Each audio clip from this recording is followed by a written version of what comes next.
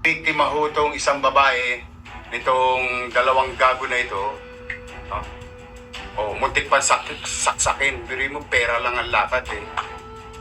Tricia Lopez. Gusto po namin i-update kayo. Ayan, pass mo yung dalawa na yan. Sino? Pwede ba makiusap lang ko sa inyo, no?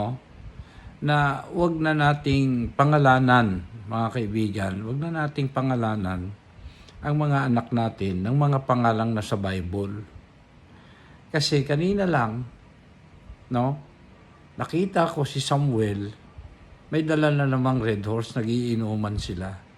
At pinakyo na naman ako ni Moises.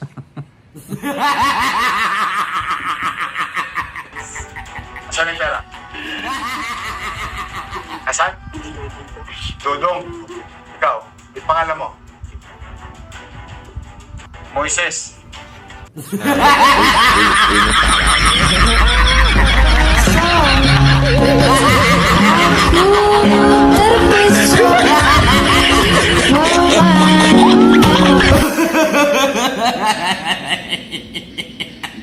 Hindi po.